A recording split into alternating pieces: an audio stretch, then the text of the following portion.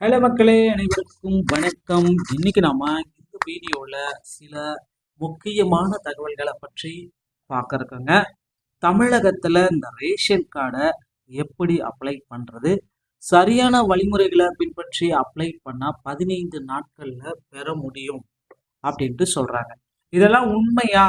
அதை பற்றிய ஒரு முழுமையான தகவலை இந்த காணொளியில் நீங்கள் பார்க்க போகிறீங்க. ஸோ இன்னைக்கு நம்ம ஒரு சூப்பரான இன்ஃபர்மேஷனை பற்றி தான் பார்க்க போகிறோம். அதாவது புதிய ரேஷன் கார்டு அப்ளை செய்வதற்கு இந்த ஆவணங்கள் எல்லாமே கட்டாயம் இருந்தால் 15 தினங்களில் உங்கள் ரேஷன் கார்டு வீடு தேடி வரும் அப்படின்னு சொல்லியிருக்காங்க. என்ன அப்படின்னு பார்த்தீங்கன்னா, இந்த ஆவணங்கள் உணவுத்துறை அதிகாரிகள் இந்த தகவலை தெரிஞ்சிருக்காங்க. ஸோ இதை பற்றின ஒரு மொத்த இன்ஃபர்மேஷனை நம்ம கண்டிப்பாக பார்க்க போகிறோம். உங்களுடைய ஃப்ரெண்ட்ஸுக்கும் கண்டிப்பாக ஷேர் பண்ணி விடுங்க. ஸோ நிறைய பேர் புதிய ரேஷன் கார்டு ஆன்லைன் மூலமாக அப்ளை பண்ணுவீங்க. ஸோ அப்ளை பண்ண இதிலிருந்து 30 நாட்களுக்குள்ள அவங்க அப்ரூவல் அல்லது ரிஜெக்ட் பண்ணி ஆகணும். இருந்தாலும் நடுவில் பல மாதங்களாகவே இதை ஸ்டாப் பண்ணி வச்சுருக்காங்க. புதிய ரேஷன் கார்டு அப்ளை பண்ணுறதுக்கு இப்போ திரும்ப அப்ரூவ் எல்லாமே கொடுத்துருக்காங்க. ஸோ இதுக்கு அப்புறம் நீங்கள் என்ன அப்ளை பண்ணாலும், புதுசாக அப்ளை பண்ணாலும் முன்னாடி இருந்த பண்ணவங்களுக்கு மாதிரி இந்த டைம் கொஞ்சம் சேஞ்சஸ் இருக்கும். விரைவில் உங்களுக்கு ரேஷன் கார்டை கொடுக்க போறாங்க. இப்போதைக்கு ஒரு பத்திரிகையுடைய செய்தி தான் நமக்கு அதற்கு ஒரு முக்கிய உதாரணமா இருக்குங்க.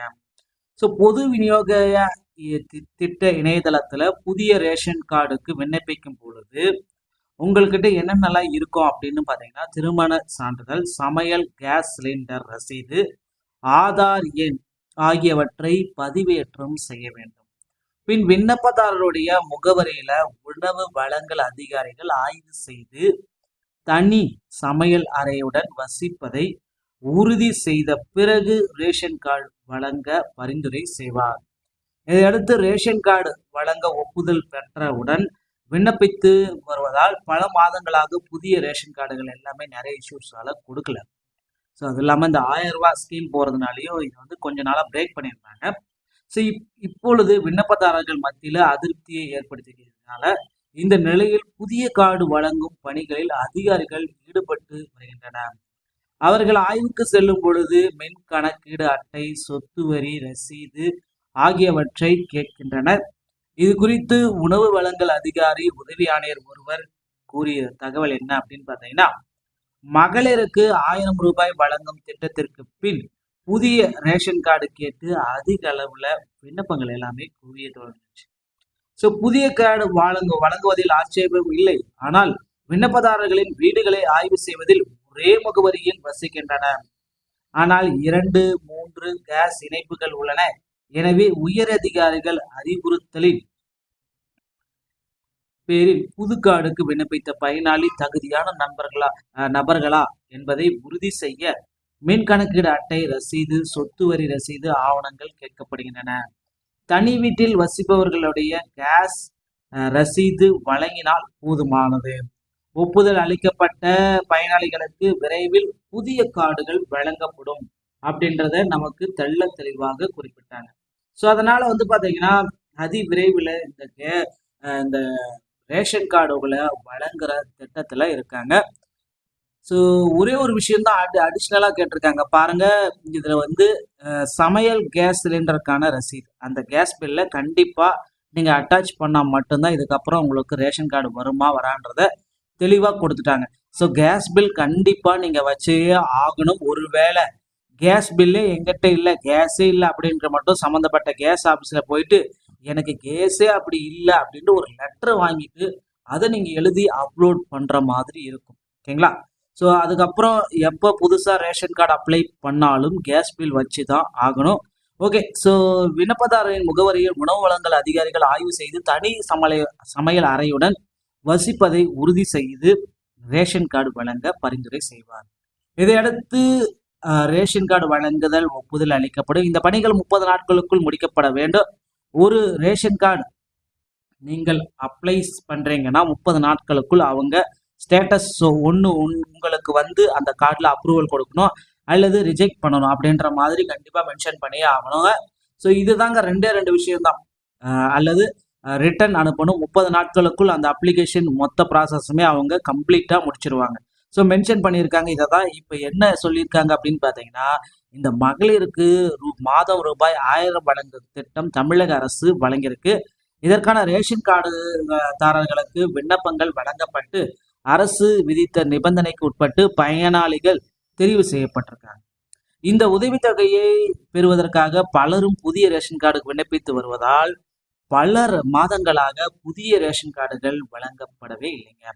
இது விண்ணப்பதாரர்கள் மத்தியில ஒரு பெரிய அதிருப்தி ஏற்படுது. இந்த நிலையில் புதிய ரேஷன் கார்டு வழங்கும் பணிகள் அதிகாரிகள் ஈடுபட்டு வருகின்றனர். அவர்கள் ஆய்வுக்கு செல்லும் பொழுது மின் கணக்கீடு அட்டை, சொத்து வரி ரசீது ஆகியவற்றை கேட்கின்றன என்று சொல்லியிருக்காங்க.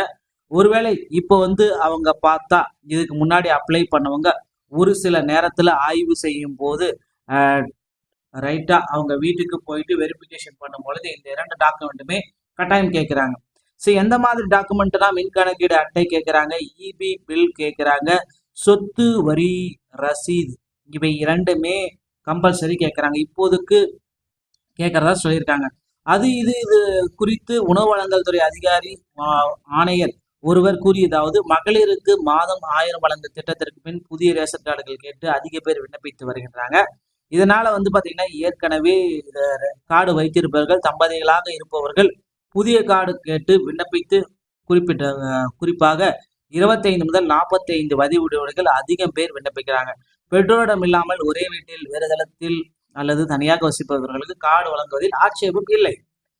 ஆனால் விண்ணப்பதாரர்கள் வீடுகளை ஆய்வு செய்ததில் ஒரே முகவரியில் வசிக்கிறாங்க, 2-3 கேஸ் இணைப்புகள் உள்ளன. எனவே உயர் அதிகாரிகள் அறிவுறுத்தலில் புதிய கார்டு விண்ணப்பித்த பயனாளிகள் தகுதியான பல இருக்கிறார்களா என உறுதி செய்து மின் கணக்கீடு, சொத்து வரி ரசீது ஆவணங்கள் கேட்கப்படுகின்றன அப்படி என்றே மென்ஷன் பண்ணிட்டாங்க. ஸோ மின் கணக்கீடு அட்டையில் இபி பில் கேட்கிறாங்க, அதே மாதிரி சொத்து வரி ரசீது கேட்கிறாங்க. இது 2மே பார்த்தா கேட்கறதுக்காக சொல்லியிருக்காங்க. தனி வீட்டில் வசிப்பவர்கள் கேஸ் ரசீது வழங்கினால் போதுமானது. ஒப்புதல் அளிக்கப்பட்ட பயனாளிகளுக்கு புதிய கார்டுகள் வழங்கப்படும் என்று சொல்லியிருக்காங்க. ஸோ இந்த வழிமுறைகளை பின்பற்றிதாங்க ஒருத்தருக்கு பார்த்தீங்கன்னா இந்த ரேஷன் கார்டை இப்போதைய சுச்சுவேஷன்ல வழங்கப்பட்டு வருகிறதுங்க.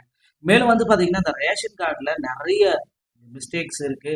இனிவரும் காலங்கள்ல அது எல்லாத்தையுமே கார்டு அப்ளை பண்றவங்க இதெல்லாத்தையும் சால்வ் பண்ணிட்டு அப்ளை பண்ணீங்கன்னா அட்லீஸ்ட் ஒரு 30 தினங்கள், அதிகபட்சம் மினிமம் 15 நாள்லயே வெரிஃபிகேஷன் எல்லாமே முடிச்சிருவாங்க. அடுத்த 15 நாள்ல உங்க கார்டு வீடு தேடி வந்துருங்க.